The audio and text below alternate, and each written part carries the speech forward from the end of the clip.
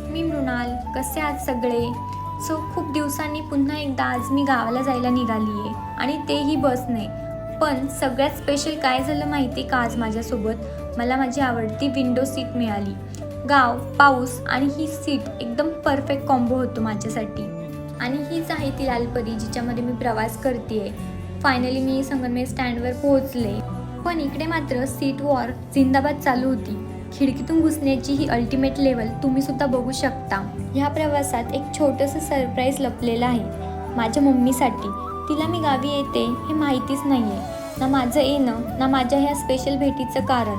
Because कधी कधी सर्वात सुंदर भेटवस्तू नसतात, तर त्या असतात अनएक्सपेक्टेड मुमेंट्स आणि इमोशन्स.